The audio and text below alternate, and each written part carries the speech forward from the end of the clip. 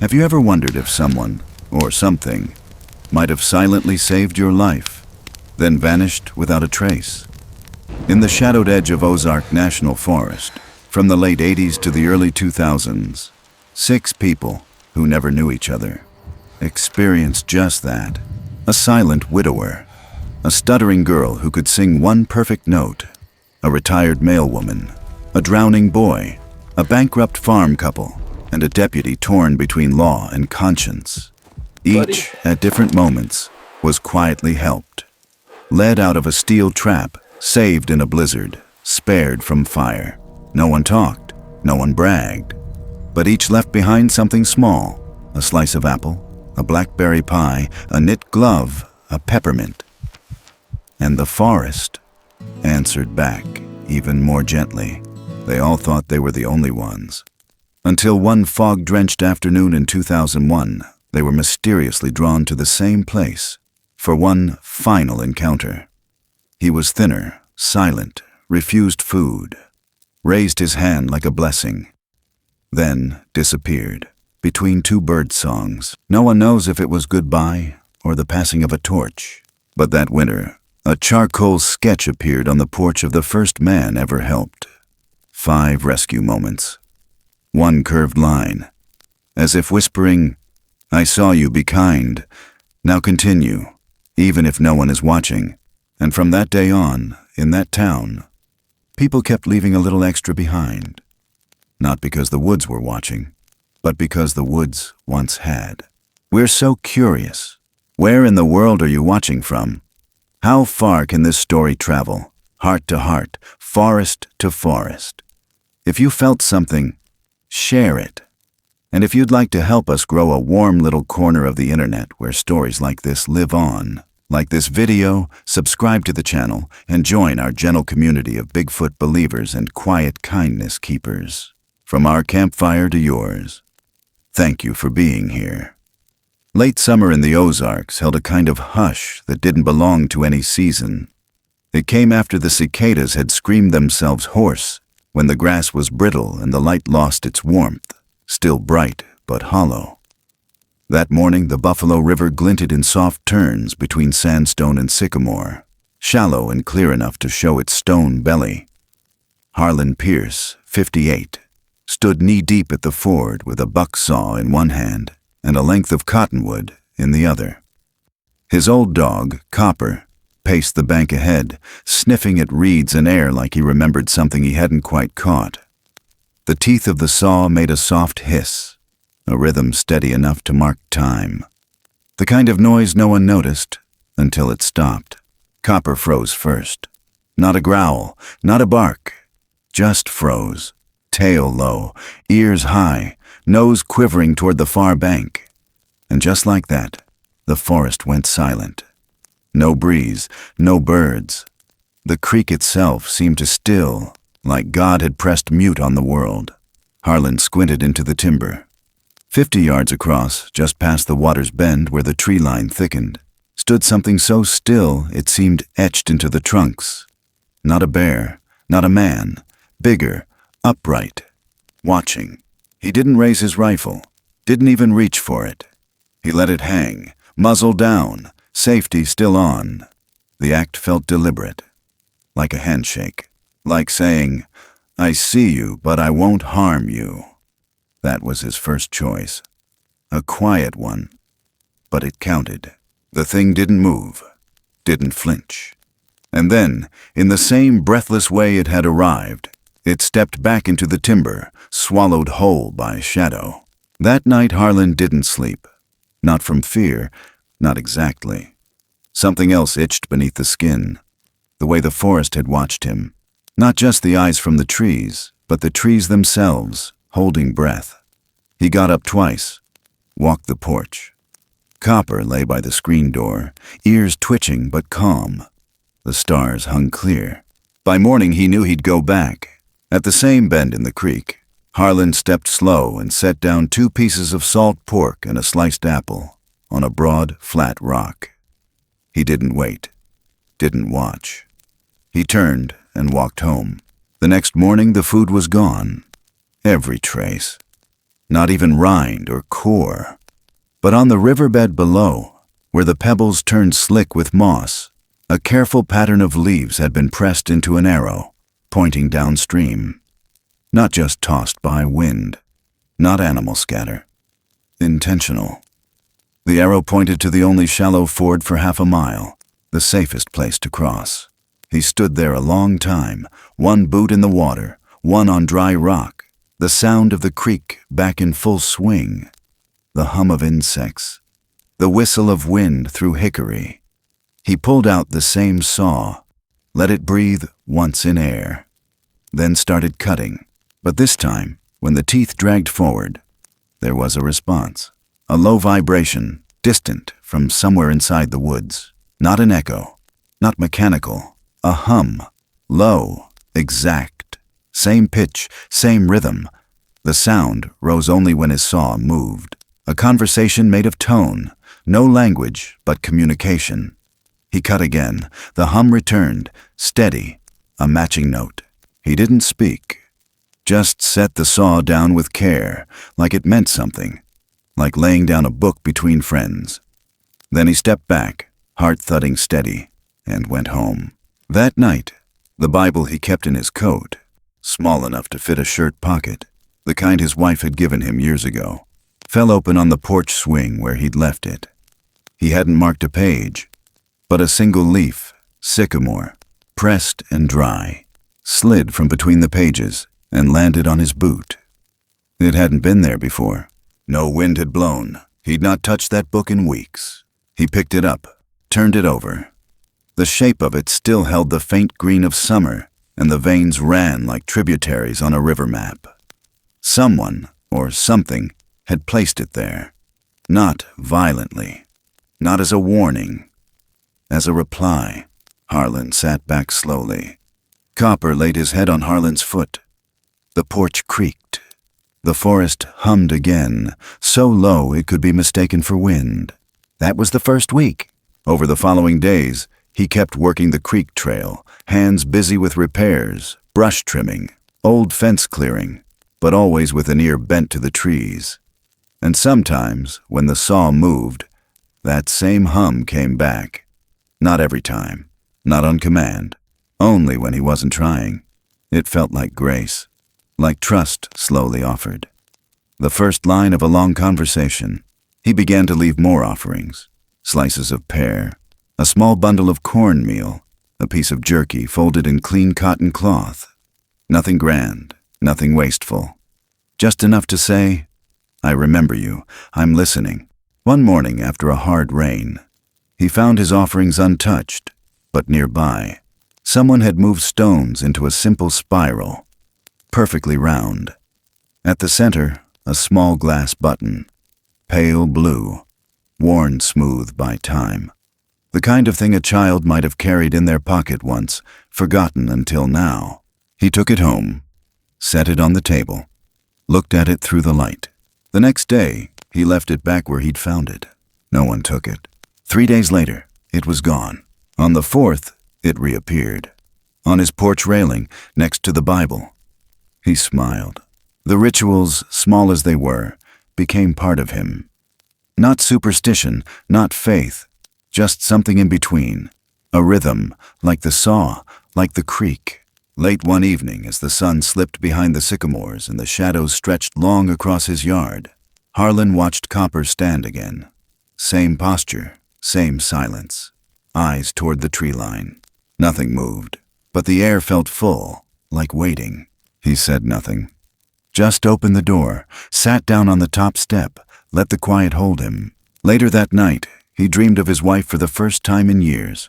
Not in words, just her hands. Setting a pot on the stove, folding a quilt, tucking in a leaf. When he woke, the sycamore leaf was gone, but the Bible lay open again. And across the flyleaf, pressed in faint soot, was the impression of 5 lines. Not words, just marks, like the start of something. That morning, for the first time since the sighting, he said out loud to the trees, "I'm still here." Nothing replied, but Copper wagged his tail once, and the saw, resting against the porch rail, let out the faintest creak as the wind moved past.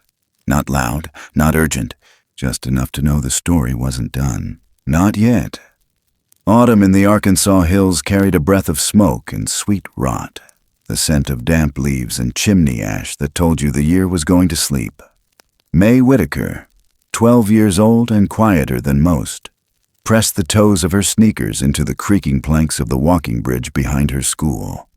The bridge wasn't much, just 2 warped railings, gray from rain and years, spanning a narrow break in the woods where a thin stream wound its way like a thread that never quite unraveled. The other kids had already scattered. Her ride was late again, and May stayed back. She didn't like the bridge. Not because it was old, though it was. Not because it groaned and shifted underfoot, though it did that too. It was the way the boards seemed to listen, like they held every secret anyone had ever whispered while crossing. And May had secrets. Not dangerous ones. Just the kind that lived inside her chest and clung to the edges of her tongue when she tried to speak. She couldn't get words out like other kids. Not all the time. Not when she was nervous. She'd start a sentence and stall halfway through, like her own throat didn't trust her to finish. Kids noticed. So did teachers. But when she sang, somehow the words came out smooth. The syllables opened up, soft and steady, like a river that didn't care about rocks. She stood now at the middle of the bridge, backpack sagging, wind teasing her hair into her mouth, and she hummed one long, gentle note. A comfort, a shield.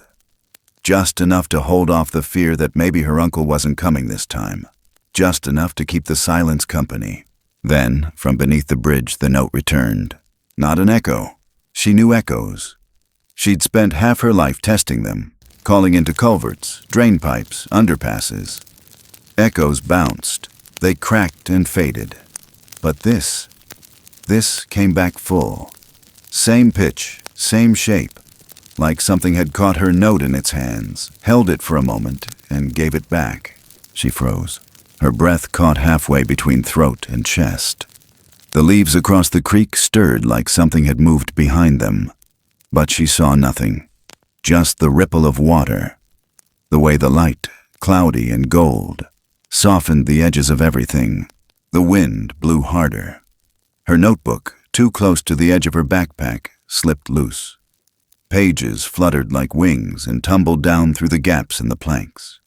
She gasped, dropped to her knees, reached, but it was already gone. The pages scattered below, settling into the brush and mud by the creek. And then a hand, large, too large. It reached up, slow and careful, from the shadows beneath the bridge. It paused. Then one single sheet, the cover page, her name written in cursive with a glitter pen, was pushed upward through the gap in the boards, balanced on thick fingers with nails like polished stone. The hand didn't shake, didn't rush. It just waited. May stared. Her breath trembled. Her legs refused to move, but her hand reached out anyway. She took the paper, fingers grazing the warm, wide knuckles that didn't flinch when touched. Then the hand slipped away, so quiet it might have never been there. She stood there a long time. Didn't speak, couldn't. Her uncle's pickup finally rattled up the road in a stuttering cough of old exhaust. She ran to the end of the bridge, climbed in, said nothing, not a word. But she held the page in both hands the entire way home. That night, her uncle drank too fast and too loud, the way he did when the day hadn't gone his way. The screen door slammed twice. The TV flashed colors into the kitchen. Then came the shotgun. One wild blast into the tree line behind the shed. Not at anything. Just to make noise, make himself bigger than the things he couldn't control. May lay in bed, hands over her ears. Outside, something pressed against the quiet. A presence. She didn't know how else to describe it. The air changed, the same way it had on the bridge. By morning, the yard was undisturbed, except for the grass. A ring of tall stalks, bent outward, in a perfect circle around the back porch, pressed flat as if by a giant palm, not crushed, just bowed. as though something had stood watch all night without stepping inside the ring. At school, May said nothing, but she baked that evening. Blackberry pie, her mama's old recipe, scribbled on a water-stained card she kept in a drawer. She wasn't sure what made her do it, maybe gratitude, maybe curiosity. But she carried that pie in a tin, covered in foil, all the way to the bridge just before sunset. She set it on the wooden rail, left it there, hummed one long note, waited a breath, then walked home. The pie was gone by the time she came back through the next day. She thought that was it. But when she got to class, unzipping her backpack to pull out a pencil, something new was there, tucked between her folders. A coaster, woven from dried grass, spiraled tight like a tiny sun. No one could have slipped it in. Her bag hadn't left her side. She held it in her palm. It was warm. That night, she set it on her nightstand. Tried humming the same note again before bed. This time the reply came faint. Further, a soft echo that faded into the hills. The days passed. She didn't tell anyone. Not about the note, or the paper, or the hand, or the pie. Some things you don't say out loud because they'll break if you do. But she began to hum more. On walks, in class, to herself. And sometimes, if the wind was still and the birds stayed quiet, a note would come back. Always the same, not just sound, but intention. And somehow, that made all the difference. Fall deepened. The trees flamed yellow and red like they were burning from the inside. May stood taller than she had at the start of the school year. Not just in height, in presence. Like something inside her had stepped out of hiding. She kept the coaster. It lived now in the front pocket of her backpack. And every time her hand brushed it, she felt less alone. One evening, walking home across the bridge after rehearsal, she joined choir, her voice small but sure. May paused. She looked down at the water below, clear and dark. No movement, no sound. She didn't expect a reply, but she hummed anyway. The note hung in the air, carried by the hush between trees, and somewhere so faint she almost didn't believe it, it returned, echoed like memory. A little slower this time, a little sadder, like whoever or whatever was out there was listening too, and remembering, and maybe longing. She didn't wait, just smiled to herself, kept walking. But something about the way the wind shifted in her wake, the way the leaves curled slightly inward as she passed, said the conversation wasn't over. Not even close. Not then. Not ever. And though she couldn't explain it, not to her uncle, not to a teacher, not even to herself, May knew in that marrow-deep, wordless way, children sometimes know things, that someone in those woods had heard her, had chosen her, and wouldn't forget the sound of her voice. Not now, not after everything. The bridge creaked once behind her, like a breath being let go. She didn't turn back, but she didn't have to. Winter didn't arrive in a rush that year. It crept in quiet, like someone sneaking into a pew after the sermon started. Breath held, collar up, waiting to be noticed. The morning it all began. The sky was the kind of pale that warned you. No birds, no breeze, just the heavy stillness of something about to fall. County Road 12 ran like a ribbon of regret between two low ridges east of Jasper, Arkansas, where the frost liked to bite deep and didn't let go easy. Bernice Greeley, 65 and freshly retired but too restless to stay home, was out on her old mail route again.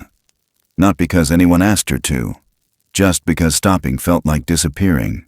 She still wore the jacket with the eagle patch, still used the same thermos with the chipped enamel, still sorted her letters by muscle memory, and she still knew where every dog barked, every cattle gate dragged, and which kids liked to wave if they weren't too cold. Some part of her believed that if she kept showing up, the world wouldn't change without her say-so. But this morning, even the world felt unsure. The snow had started light, harmless, pretty even.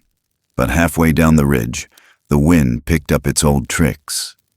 Whipped the flakes sideways and erased the road ahead in sheets of white, so thick you could forget there was anything beyond the windshield. She eased the truck forward, tires crunching slow, wipers squealing like stubborn violins. Then the shoulder gave out. The slide wasn't dramatic. Just a soft drift, like the earth had shrugged and decided she belonged off the road for now. The front right tire slipped down into the slope, and the truck tilted just enough to let her know she wasn't going anywhere without help. Bernice killed the engine, swore under her breath, soft and steady. Then she sat back in the driver's seat, listening to the sound of nothing, just her own breath and the slow tick of the cooling engine. She pulled her coat tighter, reached for the lantern she kept on the floorboard for exactly this kind of day. It took a few clicks of the striker wheel, but the wick finally caught. Warm amber light glowed against the frosted windows.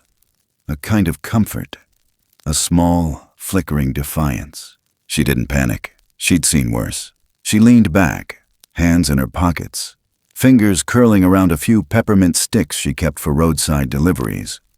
A habit from her mother, who used to say every hard thing went down easier with a little sugar. She smiled, just barely. Then something moved outside. A shadow. Not deer, not man. Something tall, broad, just beyond the glass. It moved from the trees like it belonged there. Silent, heavy but gentle. One long step after another. It passed in front of the truck, the silhouette lit faintly by the lantern's glow. Shoulders wider than the hood. Arms that reached past the knees. A stride that didn't hurry, but didn't hesitate. Bernice didn't breathe. Then the truck shifted.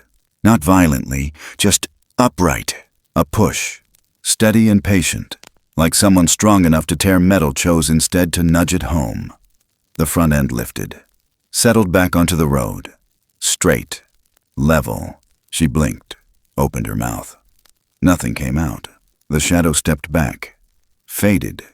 Not into darkness, but into the kind of stillness you can't follow. She lit another peppermint, unwrapped it slow, reached across the dash, cracked the driver's window just enough, and left it on the outside edge of the hood. The candy stick, striped and bright, looked ridiculous in the snow. But she figured anyone kind enough to push a truck out of a ditch in a blizzard deserved a treat. She whispered, "Everyone deserves something sweet when they save a life." The storm didn't answer, but the air around the truck seemed lighter, like a weight had shifted. She drove on, slower now. Each turn of the tires felt more deliberate. By the time she made it to the base of the ridge, the sky had cleared just enough to see the blue starting to push through. The storm hadn't lasted, but it had left its mark. She stopped near a limestone outcrop where kids used to dare each other to climb and break ankles. Something caught her eye. Her mailbags. Both of them. Neatly propped beneath the stone arch like a little cave. Dry. Not a speck of snow. She hadn't even noticed they were missing from the bed of the truck. But here they were, delivered to safety like someone had taken the time to care. She stepped out. Crunch of boots in snow, bent down, touched the canvas, still warm. Inside, every letter dry, every bundle tied, nothing torn, nothing stolen. Back in the truck, she closed the door soft. Sat a while. The lantern flickered on the dash. The windows had fogged. A layer of breath frost. But one window was different. On the inside of the passenger glass, someone had drawn a face. Not childlike, not playful.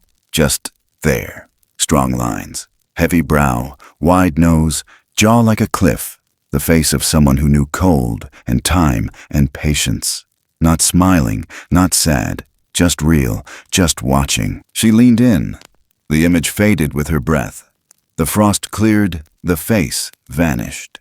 But her own reflection blinked back at her, eyes wide and wet. The next morning she returned. She brought gloves, big ones, wool, handmade. She'd knitted them 2 winters ago, but never gave them to anyone. She left them in the same stone arch, folded, palms up. She didn't say anything, not out loud, but she felt it. The same as when a bird lands near your boot and doesn't fly. The same as when a kid touches your hand without asking because they trust you. She walked back to her truck, drove slow. The peppermint wrappers on her seat curled from the heat. Later that week, she found something new on her porch. A piece of bark, wide, smooth, curved naturally from age. On it, the imprint of a leaf, burned in, as if pressed against coals and lifted just right. She didn't know the species. It wasn't local. She kept it on her kitchen shelf. Never spoke of it. Not to her cousin, not to her sister, not even to May, the girl who sang to the bridge. Some things, she figured, were meant to be known without being explained. In spring, when the roads cleared and the sun came earlier, Bernice still ran her route. Even though she'd handed over the badge, turned in the keys, she used her own truck, carried letters from neighbors who were too tired to walk to the box. And every so often, at the base of the ridge or near the old bent pine where the creek split in two, she'd leave a peppermint stick wrapped in a cloth napkin. Never more than one. Never in the same place twice. Sometimes it was gone by morning. Sometimes it wasn't. But every time she drove away, the mirror caught something in the corner of the woods. Not a shape, not exactly, just the impression of one. Still, tall, waiting. And that, to her, was enough. Early spring brought a false kind of warmth to the Ozark foothills, the kind that tricked frogs into singing and boys into leaving their coats behind. The trees hadn't leafed yet, but the moss was greening, the earth soft underfoot. Caleb York, 11 years old, followed the edge of Silver Creek with mud up to his ankles and a mason jar half full of crayfish, his grin loud even if his voice wasn't. He was small for his age, wiry like most mountain kids, with a cowlick that no comb could tame and a scab on each knee like badges earned from every ditch, rock slide, or dare. He was supposed to be home before dark, but the sun moved slower in spring, and Caleb got caught up in the chase. The creek twisted through the rocks like it had somewhere better to be. Caleb hopped from stone to stone, arms out for balance, laughing to no one but himself. He saw a flick of a red tail and lunged, lost his footing, slipped. The cold hit like a slap. His foot snagged between two slick stones, and the current pulled him down. Not hard, but fast. He tried to scream, but the water filled his mouth. His fingers clawed mud, then slipped, then black. When he woke, there was fire, not flames, just the dull orange glow of coals under bark, the smell of smoke that had been tended carefully, like someone who knew how not to burn green wood. He was lying on soft moss, a wool blanket tucked up under his arms. His crayfish jar was gone. His boots were off, drying near the heat. And someone had left food beside him. Flatbread, still warm, resting on a broad leaf. He didn't move at first, just stared at it. Then he sat up slow, winced at the ache in his ribs, and looked around. The clearing was small, ringed in cedar. He couldn't see the sky, couldn't hear the creek, just the pop of fire, and quiet, then movement. To his left, near the edge of the light, something shifted, not rushed, not hiding, just there, tall, taller than any man he'd ever seen, shoulders like old oak, covered in fur the color of wet bark. The figure didn't step forward, didn't speak, just crouched slowly, careful, as if trying not to scare him. Caleb didn't scream. Maybe he should have, but something in the air told him not to. The creature, if that's what you called it, held something in its hand. Not a weapon, not a threat, a stick. No, not just a stick, a drawing tool. It turned to the dirt, smoothed a patch of ground, and began to draw. Lines, shapes. First a square, then a peaked roof, a house, then a trail, zigzagging toward the edge of the dirt patch. At the end, an X. The figure pointed to the X, then to the trail, then back to Caleb. It didn't speak. It didn't need to. Caleb stared. His heart thudded, but not from fear. From something stranger. Recognition. He looked back to the bread, reached, ate. The figure stayed still the whole time. When Caleb finished, he felt steadier. He stood, wobbly but upright. The figure didn't reach to help. It just nodded. Caleb nodded back. Then the tall one, Caleb couldn't bring himself to call it anything else, turned, stepped back into the trees, and vanished. He followed the drawn path. It took him uphill, then left at a downed tree, then past a hollow stump he swore he'd seen before. And then he stopped. A coyote, just standing there. Its ears twitched. It stared straight at him. Then something unexpected happened. From somewhere, maybe behind him, maybe from the trees, came a single click. A dry sound, sharp and short, like two rocks snapped together. The coyote flinched. Then, to Caleb's shock, it dropped the rabbit it had in its jaws. Not ran, not fought, just let go. Then it turned and walked into the brush, tail low. Caleb blinked, then walked forward. The rabbit was dead, still warm. He crouched, looked up, half expecting to see the tall one again. Nothing, but something in him understood. This was a gift, not for him, for his family. He carried it back, found the next mark, a pine sapling bent low and tied with grass, pointing him toward the trailhead. By the time he stumbled onto the gravel road, the sun was low. His mother cried when he walked through the door. His father just held him, arms tight, silent. He told them he got turned around, that he slipped, that someone must have found him. He didn't say who. Not then, not yet. Years passed. But Caleb didn't forget. He kept the stick, later carved a little version of the dirt drawing into a piece of driftwood, and kept it under his bed. When he turned 16, he hiked back to that spot. He didn't find the fire pit, but he found the moss. He found the cedar ring, and under one of the stones, tucked in a shallow groove, he found something odd.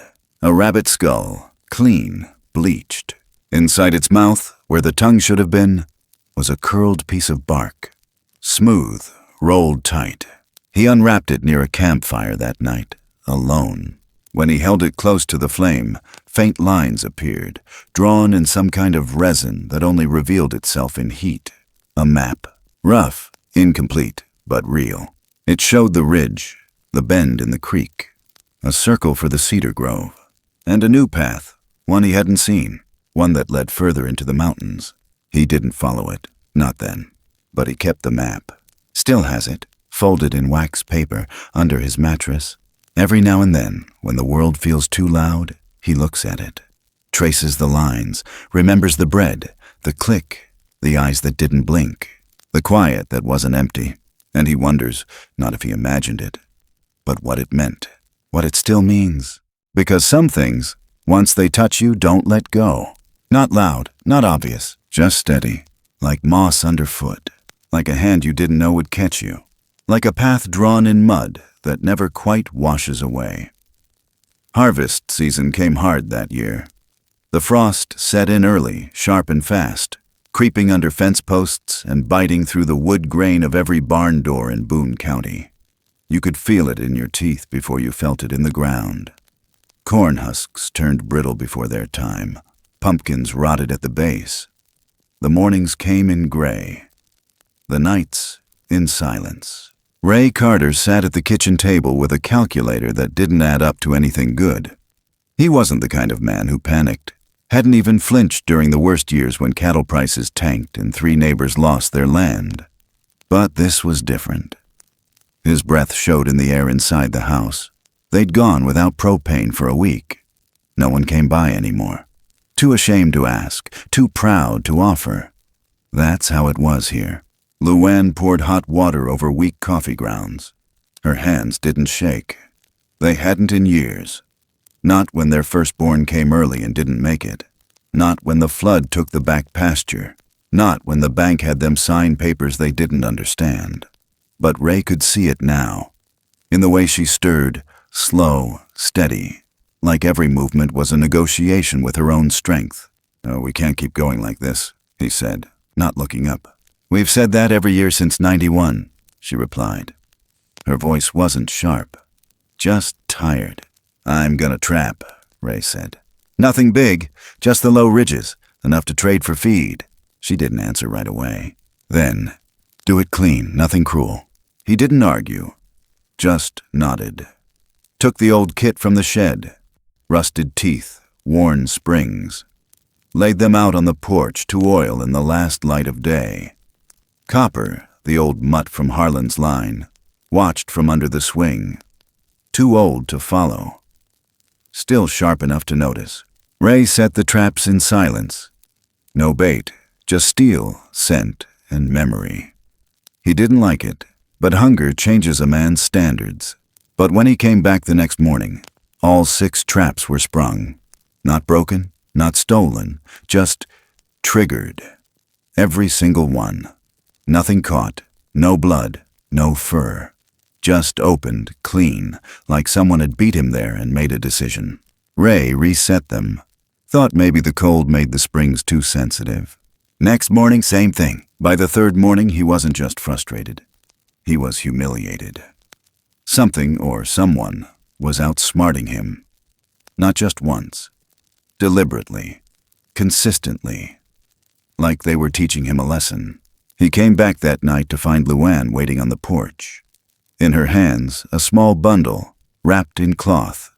Cornbread, still warm. With a note in her handwriting, folded neat. "We know you mean no harm. Please don't let this make you hard. Let us keep some softness." She'd placed it on the old stump by the woodshed. When Ray saw it was gone the next morning, he didn't say anything. Not even when he found the coaster. It sat on the windowsill, woven from dried grass. Same spiral as the one May Whitaker kept all those years ago. He didn't know that. But Luann recognized it the moment she touched it. "This ain't a threat," she said quietly. "This is a reply." Ray didn't answer. That night, he loaded the shotgun anyway. He sat out past midnight, boots in the frost, breath fogging in the dark. He heard the creek, heard the owls, heard the silence when all those things stopped at once. Something moved between the trees. Not fast, not loud, just present. Ray raised the shotgun, eyes scanning, shoulders tense. Then, Copper. The dog stepped from the shadows, slow, deliberate. Walked right to Ray, pressed a wet nose to his hand. Behind him, Luann stepped into the light. Quiet. Not scared. She held out the woven coaster. No words, just placed it gently over the barrel of the gun. Ray didn't fight her. He let the gun fall to his lap. That night neither of them slept. But it wasn't fear. It was waiting. The next morning, one of their cows, Maisie, a stubborn heifer due to birth, had broken from the corral. They found her half a mile out, lying in the open field, labor stalled. Luann knelt beside her, whispering calm. Then Ray heard it, over the wind, faint but real. The sound of a calf, except it wasn't hers. It was mimicry. Too perfect, too practiced, from the trees. Maisie shifted, muscles tensed, breath heaved. She turned, and the calf came, healthy, whole. When the sun rose higher, Ray looked up to the ridge beyond the field. Near the edge of the property, he saw movement. A figure taller than the gatepost just beyond the fence. It stood still. Then, one hand reached out, bent at the wrist, imitating the way a rancher might call a herd. Then it turned, vanished. When Ray checked the fence line, he found something else. Corn stalks, dry, arranged in a perfect ring around the newborn calf. Not random, not windblown, deliberate, like someone had laid down a blessing. Luann stood beside him, her hand on his back. They didn't speak. But in that moment, something softened between them. Not forgiveness, not yet, but understanding. That night, they didn't light the porch lamp, didn't bring in the animals, just left the gate open a little longer. Ray placed the coaster back on the fence post. And Copper, old and slow, lay at the edge of the field, watching the dark like it was familiar, like he knew someone out there was watching too, and wouldn't let them fall. The forest never lied, but it didn't always tell the whole truth either. By early spring of 1998, the hills around Marble Falls were still shaking off the winter. Trees leaned bare and slick with thaw, and the dirt roads had gone soft and stubborn, sucking at truck tires like they didn't want to give them back. Deputy Lonnie Marks knew those roads better than most.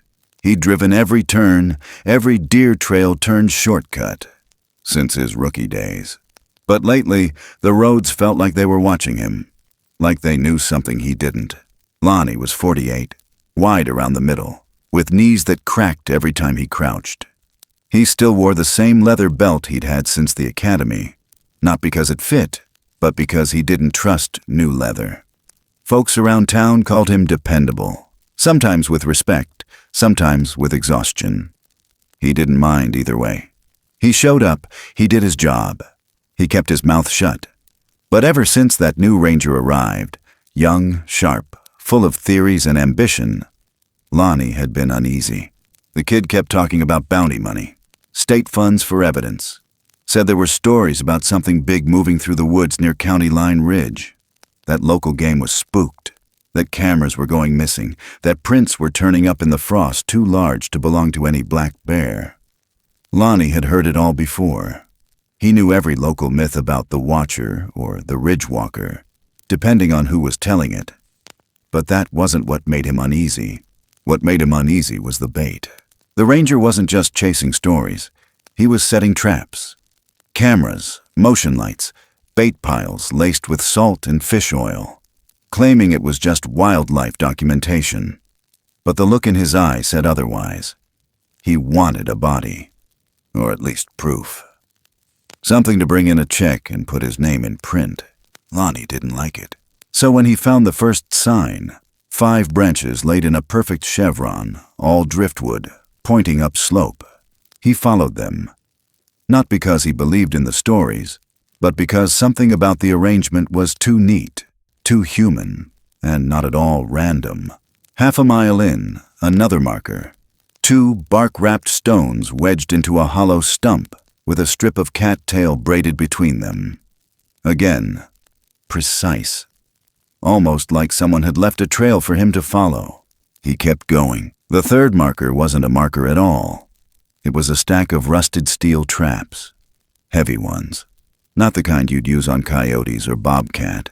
The kind meant for something bigger. He recognized the brand.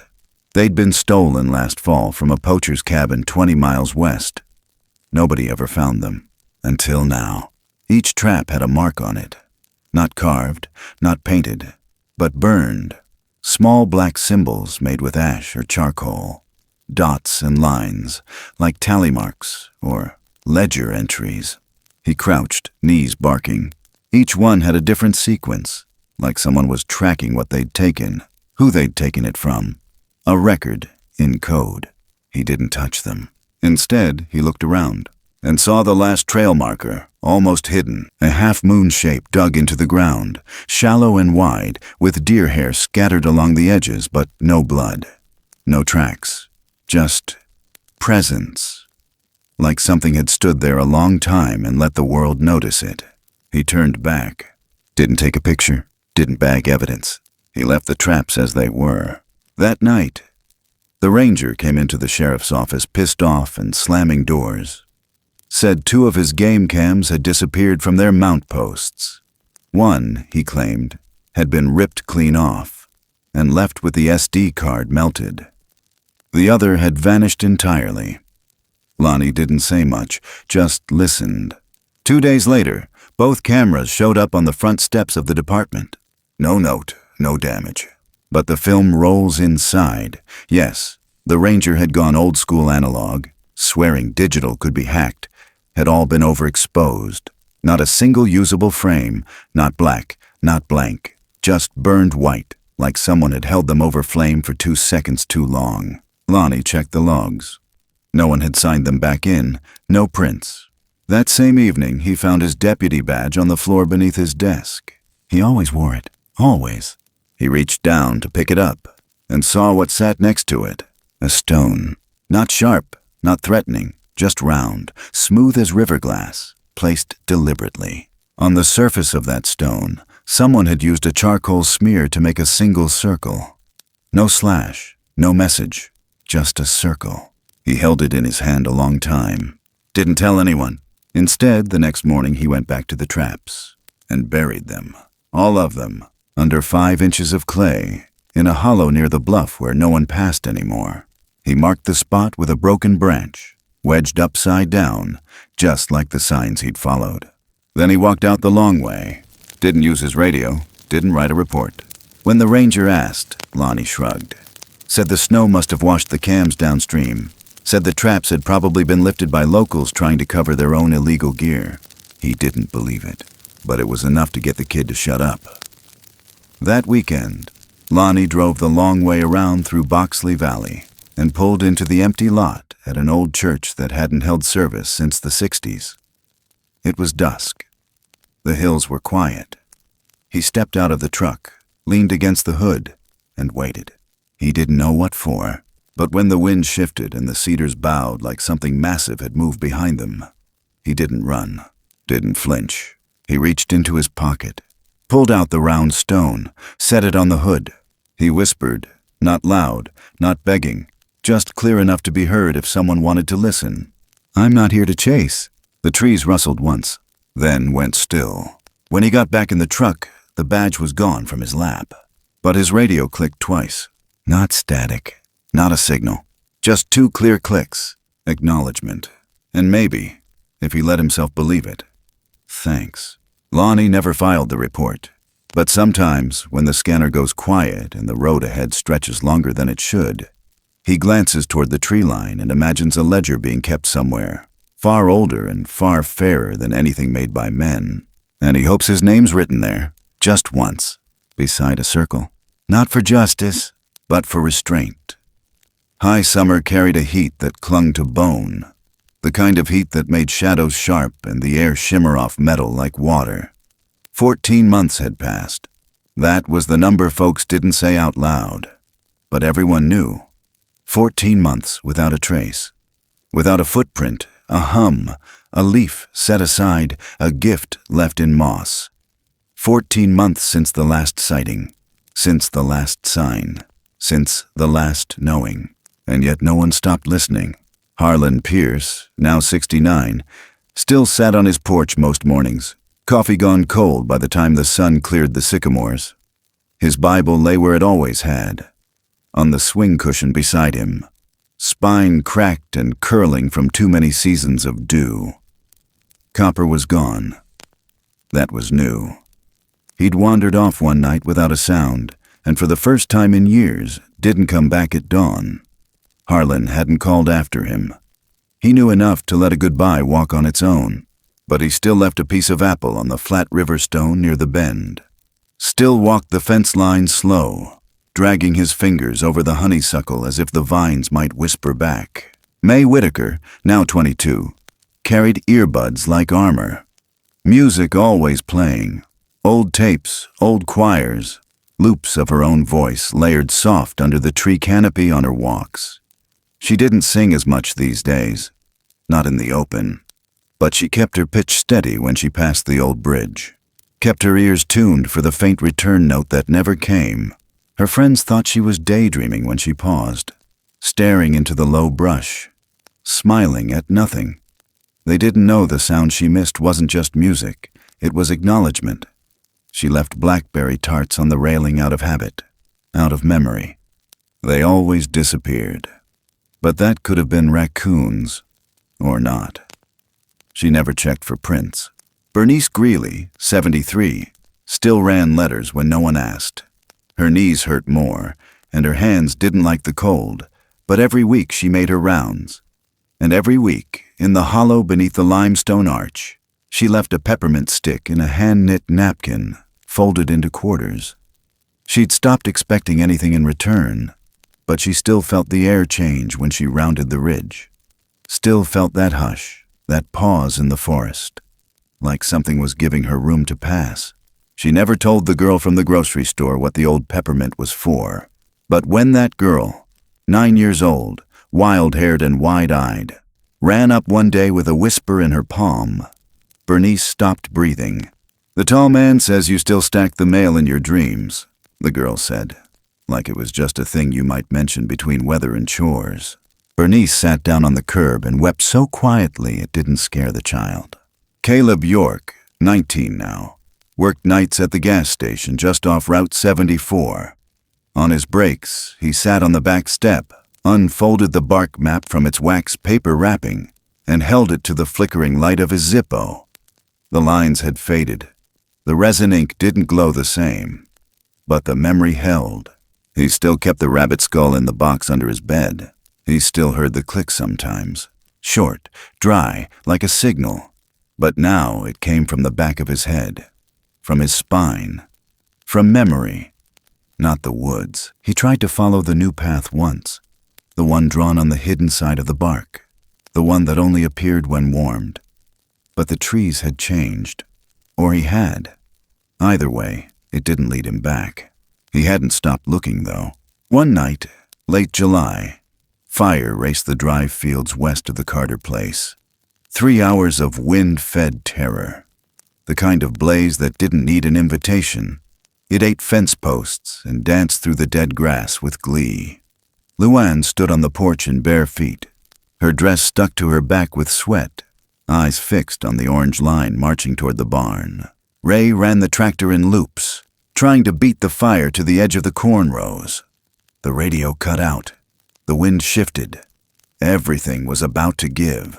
Then, 3 thuds, heavy, like distant trees falling. Luann didn't blink. Ray stopped the engine, listened. Another thud. The smell of smoke changed, and when they looked back, 3 trees, ancient, brittle things long marked for felling, lay in a line, fresh cut and angled just right to block the spread. A fire break. Not natural, not lucky. No prints, no sawdust. Just silence where panic had been. They didn't ask questions, just soaked the barn in hose water and waited out the night. In the morning, Copper returned, gray-muzzled, slower than before, but whole. He walked through the dew with a steady limp and lay down on the porch without ceremony. Around his neck, someone had woven a ring of dried grass. Same pattern as before. Spiral tight. No tag. And when Ray ran his hand over the dog's back, he found no burrs, no cuts, just a smoothness, like he'd been cleaned. The Carters didn't speak of it to neighbors, but they left a bowl of milk at the tree line for 3 days. Not out of tradition, out of recognition. Across town, May sat up in bed one morning, heart pounding, not from a dream, from music, not hers. A single tone, low, soft, under her window, then gone. She looked outside, nothing. But when she opened her backpack later that day, she found a new coaster, this one woven tighter, finer, with a single black thread running through the spiral. She held it to her cheek like a child, and didn't tell a soul.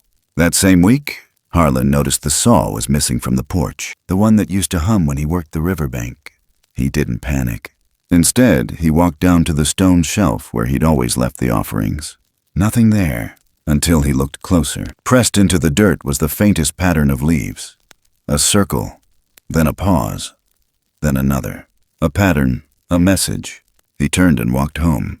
On the porch, the Bible lay open, not on the pages, on the flyleaf. A faint burn mark ran the shape of 5 points, like a constellation or a map. Bridge, mail truck, barn, river shelf, limestone spring, all connected by lines. At the end, a gentle arc. Not a smile, not quite, more like a whisper saying, I know. That summer, the air felt different. Not heavy, not sad, but waiting. Like someone had stepped away for a time, but hadn't gone far. Like a teacher pausing to see if the students remembered the lesson. They had, every single one of them. And in the silence, they kept practicing. The offerings, the music, the patience, the listening. They didn't know if he would return, but they knew what to do if he did. And that somehow was enough. For now. First frost came with no warning that year. No slow descent into cold. No softening of leaves or gentle fog over the river. It arrived in the middle of the night like a held breath finally let go, coating porch rails, tin roofs, and every last blade of brittle grass in silver-white quiet. The honeysuckle vines at the edge of Harlan Pierce's property had turned glassy, brittle, their leaves curled and edged in frost lace. But someone had been through them. You could tell. They'd been parted, not broken, but gathered gently and tied, shoulder high, into a series of little knots. 3 strands here, 2 strands there, marking something, making a path. Copper had seen it first. The old dog stood rigid at the porch steps just before sunrise, tail low, ears trained forward into the trees. He didn't growl, just looked back once at Harlan, then started walking. Harlan didn't ask questions. He pulled on his heavy coat, picked up his cane, and followed. They moved slow, but the path wasn't long. The vine ties led through the low brush toward the limestone shelf by the river. But they didn't stop there. They turned east, climbing gently through sumac and fern, up to a place Harlan hadn't been in years. A small clearing just shy of the bluff. Sunlight hadn't yet cracked through the clouds, but the cold air had gone still, like it was holding something.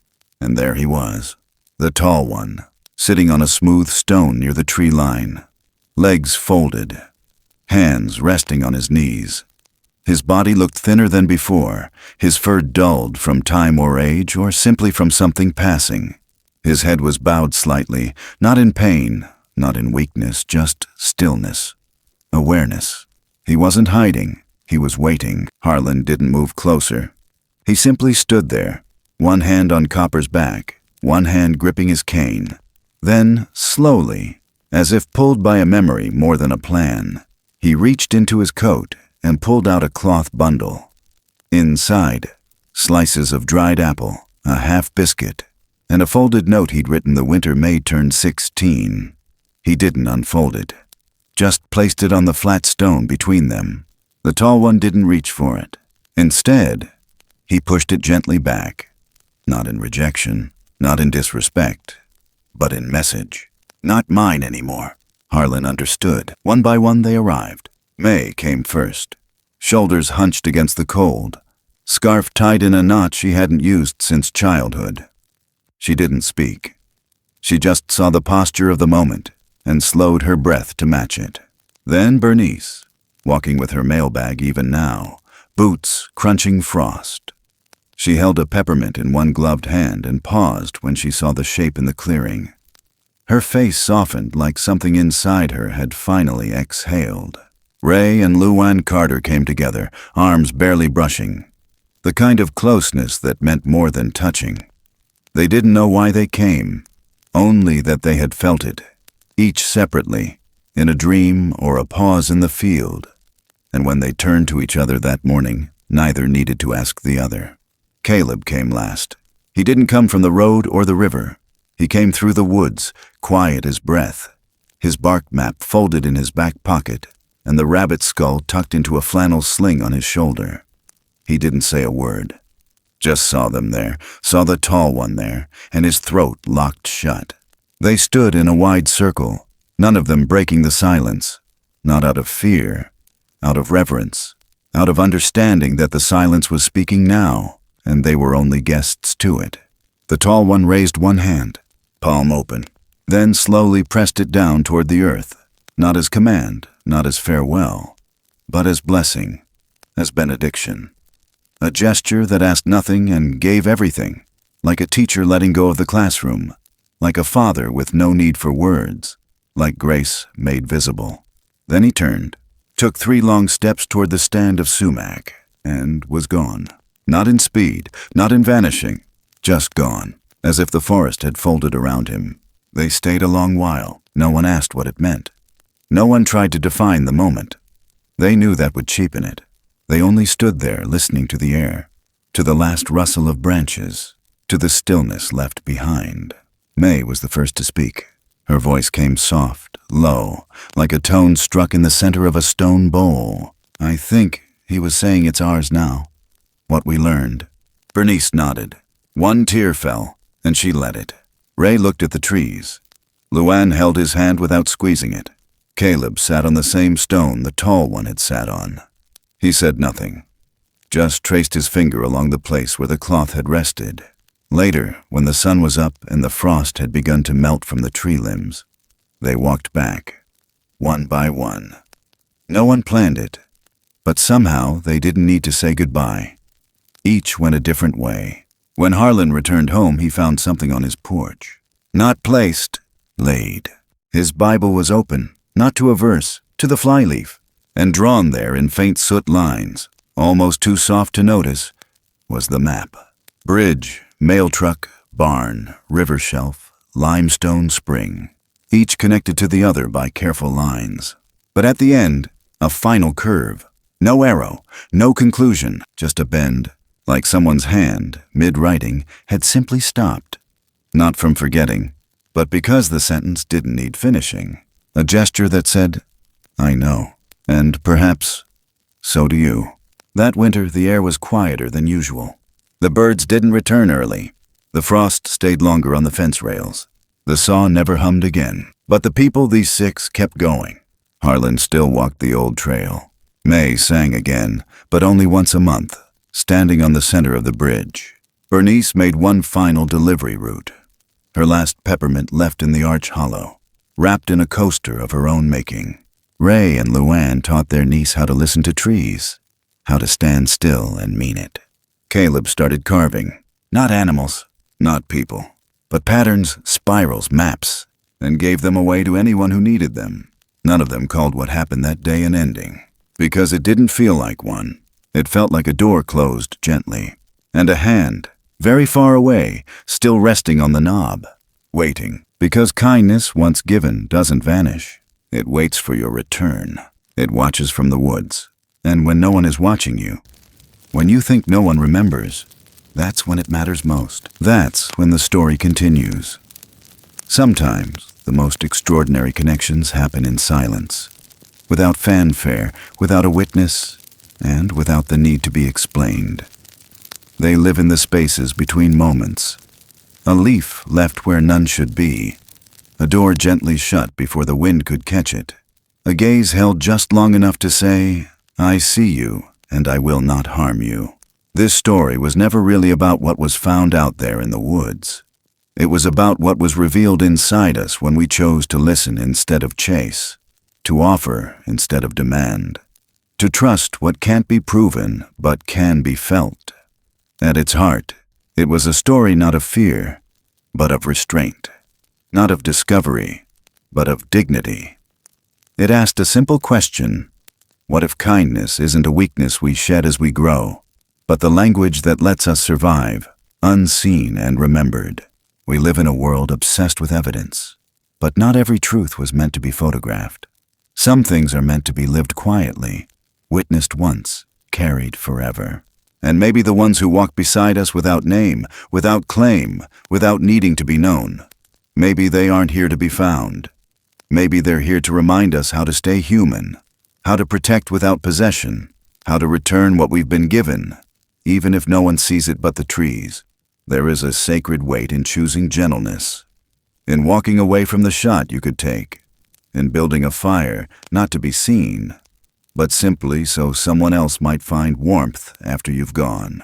And if you've ever felt watched while doing a kind thing for no reason, maybe that wasn't just your imagination. Maybe someone was learning from you. Maybe someone still is. Thank you for spending your time with this story. If it touched something quiet in you, something old, something true, I invite you to share your thoughts below. We'd love to hear what stayed with you. And if you'd like to walk with us again, don't forget to subscribe, follow the channel, and be part of the circle we're slowly, carefully building. Not to be seen, but to be remembered. Until next time, be gentle, even when no one is watching, especially then.